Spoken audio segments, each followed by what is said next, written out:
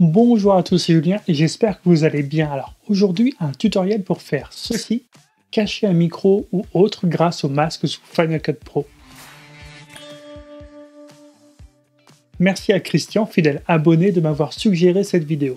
Je m'avais déjà parlé il y a quelques temps, le lien est ici, mais sans vraiment rentrer dans les détails. C'est ce qu'on va faire ensemble aujourd'hui. Première étape, je vais filmer mon facecam avec le micro bien positionné pour capter ma voix.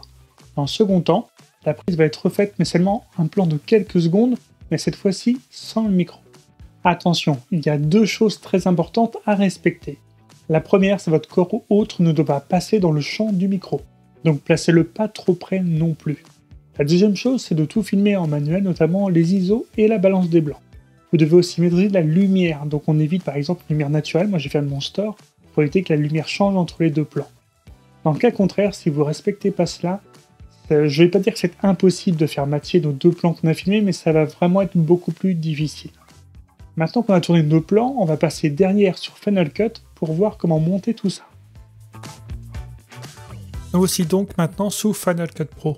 Donc ici dans notre événement exemple, nous avons nos deux plans. Le premier plan, c'est le plan de facecam avec le micro, du coup le plan classique, et le deuxième plan, c'est le plan de quelques secondes sans micro apparent. Donc juste en enlevant le micro du champ. On va d'abord ajouter notre premier plan à notre timeline, notre plan principal. On se met un petit peu, voilà. Et maintenant on va venir ajouter par-dessus notre plan de quelques secondes. Donc ça c'est notre plan de quelques secondes. Ce qu'on va faire, c'est qu'on va choisir un endroit de ce plan, donc par exemple ici.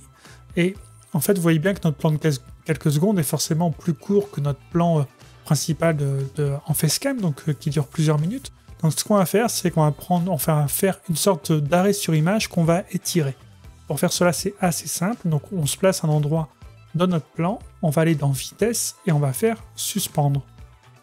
Ici, vous voyez bien que la zone en rouge, la vitesse est à 0%, donc c'est notre sorte d'arrêt sur image. On va garder que cette partie-là, donc on va réduire ici et réduire cette partie-là. Voilà, maintenant on n'a que notre partie arrêt sur image qui est ici. On va la placer en début de notre plan principal, et pour qu'il dure le même temps, on va l'étirer. Voilà, pour l'avoir maintenant tout le long de notre plan principal. Donc si on désactive le plan du dessus avec la touche V, on voit bien qu'en dessous on a notre plan principal, et que si on le réactive, c'est notre plan secondaire, donc notre plan sans micro qui est là. Et c'est maintenant qu'on va activer le masque en fait, qui nous permet d'afficher juste une certaine partie de notre plan 2, notre plan du dessus. Pour le reste de l'image, ça sera notre plan d'en dessous, le plan numéro 1. Alors pour cela, vous tapez donc masque, comme je l'ai fait là, pour afficher les masques, et on va faire ce qu'on appelle un masque de tracé. On le drague et on le porte sur le plan numéro 2. Ici, vous le voyez, c'est indiqué cliquer pour ajouter un point de contrôle. Donc on va un petit peu réduire notre image. Voilà. Donc les points de contrôle, c'est ce qui va permettre de déterminer les limites de notre masque. Ici, je sais que le micro, il est par là. Donc je vais placer quelques petits points de contrôle, plusieurs pour avoir plus de flexibilité. Pour l'instant, je les place, je sais que mon micro est par là, on va affiner juste après. Voilà, une fois que c'est fini, on voit que ici, c'est notre plan numéro 2 qui est affiché. Et ici, dès qu'on sort de notre limite rouge, c'est le plan numéro 1. Là, on voit d'ailleurs, il y a un bout de micro qui dépasse. Pour maintenant bouger ces points de contrôle pour que ce soit un peu plus précis, ce qu'on va faire tout d'abord, c'est dans masque de tracé, on va faire inverser le masque. Comme ça, on voit exactement quelle partie du plan numéro 1 va être cachée. Comme ça, on va déterminer nos points de contrôle de manière un peu plus précise. Vous voyez, je vous ai expliqué qu'il ne fallait pas trop que faut éviter que le corps entre dans le champ du micro, parce que sinon ici, j'aurais effacé un bout de mon bras, par exemple si mon bras était là. Donc du coup, c'est pour ça qu'il faut éviter de rentrer dans le champ. C'est beaucoup plus simple, ça va vous éviter des trucs bizarres. Donc voilà, là je vais faire quand même quelque chose d'un peu plus précis. Même si finalement tout ça n'a pas bougé, tout ce qui est derrière, vu que j'ai fait exactement les mêmes réglages. On va voir ce que ça donne maintenant en enlevant la coche inverser le masque. Et voilà, notre masque a disparu.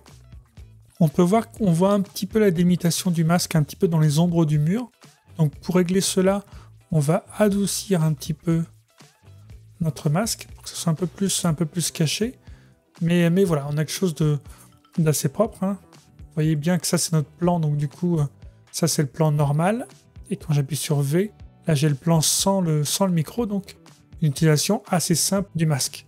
Une fois que c'est fait, pour avoir un plan propre, tout ce que je fais, c'est que je sélectionne mes 2 plans et je fais un nouveau plan composé du coup, où là, je vais avoir maintenant à travailler que sur ce plan-là, donc qui est le plan où directement le micro a été effacé grâce au masque. Alors voilà, c'est assez simple je trouve, mais si vous avez la moindre question, n'hésitez pas à utiliser l'espace commentaire qui est juste en dessous. Les masques peuvent d'ailleurs servir à beaucoup de choses, c'est à vous de voir quel service ça peut vous rendre. Ça reste une présentation, j'avoue, assez sommaire des masques, je ne suis pas entré dans les détails. On peut faire vraiment une utilisation bien plus complexe avec des keyframes, mais ça sera pour une autre vidéo. Alors pourquoi pas vous abonner justement à cette chaîne et activer la cloche pour ne pas louper cette sortie. En attendant, prenez soin de vous.